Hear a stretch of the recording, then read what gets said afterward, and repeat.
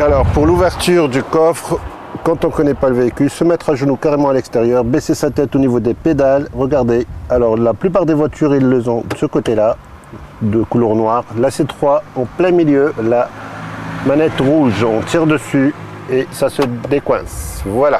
Alors l'ouverture du coffre, quand on ne connaît pas, il n'y a qu'à se baisser et il y a la petite manette à soulever ici. Voilà, ouverture, on ne peut pas parce qu'il va se lâcher. Le crochet, on fait basculer et voilà. Alors le contrôle du compartiment moteur, il n'y a pas 36 contrôles, on commence par le gros bouchon ici. Alors tous les gros diamètres, c'est des orifices de remplissage. L'orifice de remplissage de l'huile moteur. La question éventuellement quel type de fluide on va rajouter, si on a un véhicule diesel, de l'huile pour diesel, essence, de l'huile pour essence. La jauge, toujours le même symbole de l'huile, la jauge. On vérifie toujours à froid, donc dans quelles conditions à froid et sur sol plat de préférence. Deuxième chose, le liquide de refroidissement. Le niveau ici, comme on voit à travers par transparence, le niveau il doit être toujours entre mini maxi. Il faut éviter de l'ouvrir quand le moteur est chaud parce que ça peut partir en ébullition et on risque de se brûler grièvement. La suivante, ici, si on regarde bien, on le voit le dessin, le symbole, c'est le lave-glace. Alors, le lave-glace en hiver, bien entendu, il faut mettre un liquide anti-gel pour éviter justement le gel. Après ça, on a le liquide de frein. Vérification du liquide de frein par transparence de ce côté-là. Si on se met bien, on le voit bien. Alors au niveau du frein, c'est la sécurité absolue, donc en cas de forte baisse, on n'a pas à tripoter, il faut voir un spécialiste. En dessous du cache, on a le plus et le moins qui représente la batterie. La batterie. Qu'est-ce qui peut décharger une batterie?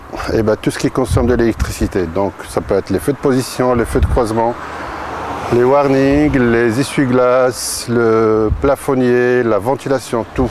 Alors si on oublie et qu'on n'a plus de batterie, comment on peut faire démarrer la voiture sans la déplacer?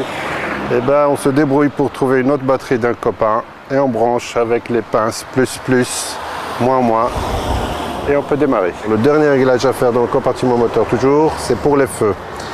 On règle toujours quand on a une charge lourde dans le coffre, donc le nez va se monter, se lever, on va risquer de d'éblouir les gens et de moins voir, donc le réglage manuel des feux. Ce bouton là, et il y en a un de chaque côté en fonction des feux. Alors pour fermer, tout doucement pour faire un jeu, on le remet à sa place, on baisse à 5 cm, on lâche, hop, et on vérifie. Le contrôle des roues, il y a deux choses, il y a le flanc, tout autour, la partie, le flanc, on vérifie qu'il n'y a pas d'hernie ni de déchirure. Et on a la bande de roulement, la chose qui touche le sol. Alors sur la bande de roulement, on vérifie toujours les rainures. Ça permet l'évacuation de l'eau pour ne pas avoir un aquaplaning. L'aquaplaning c'est quoi? C'est quand il y a un film d'eau qui sépare la roue de la chaussée. Donc plus d'adhérence, dérapage et accident éventuel. Ici, si on regarde bien, dans tous les véhicules, il y a la valve de gonflage. Dans quelles conditions on vérifie la pression des pneumatiques? C'est toujours à froid. On a une bonne mesure, sinon quand le pneu est chaud et il est dilaté, on n'a pas la bonne mesure. Est-ce qu'on peut réparer un impact sur un pare-brise? La réponse est oui, tout dépend de la taille bien sûr. Si c'est une filure qui fait toute la largeur, non, mais si c'est une pièce d'1 euro, il n'y a pas de problème. On va voir chez un spécialiste. Le contrôle des rétros qui se tiennent bien, qui ne sont pas cassés, pas ébréchés. Et si on vous demande combien d'angles morts dans un véhicule, c'est deux, un à gauche et un à droite. C'est des zones où est-ce qu'on n'a pas de visibilité, donc gêne, manque d'information, et ça peut déboucher sur un accident. Alors, au sujet des enfants, on a la sécurité ici, fermeture que l'enfant ne peut pas ouvrir. Ici, bien entendu, un enfant, un passager de moins de 10 ans doit être derrière. Au niveau des balais, la vérification des balais. D'abord, on les sort. On fait tous les balais bien entendu, on vérifie, on passe le doigt pour sentir s'il y a une déchirure, l'élasticité et on le remet à sa place. Et il épouse bien le pare-brise, devant ou derrière. Et si on vous pose la question comment on sait qu'ils sont usés en circulation, s'il pleut, ça laisse des traces. Et on le voit. Pour la vérification, quand on fait le plein, d'abord la trappe, on vérifie qu'elle ferme bien, le bouchon bien fermé. Et quelles sont les précautions à prendre quand on fait un plein? D'abord, comme la sécurité l'exige, le moteur coupé, pas fumé, éventuellement pas téléphoné, et au prix où ça coûte, il ne faut surtout pas déborder. Si on vous demande de vérifier l'état, la propreté, le fonctionnement, que ce soit feu de position, feu de croisement, on commence par l'allumer dans l'habitacle, on sort. Alors on vérifie, pas cassé, pas ébréché, propre. Bien sûr, il ne faut pas chipoter s'il y a une petite tache.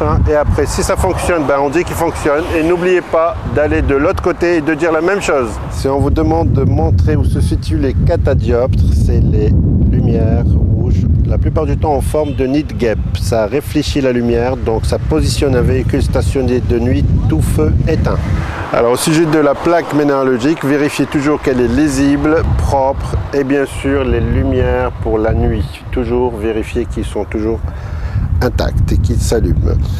À l'avant c'est toujours couleur blanche et à l'arrière, avant c'était jaune, mais maintenant la couleur blanche est acceptée. Donc rappelez-vous, si on vous pose de quelle couleur à l'arrière, jaune ou blanc, c'est accepté.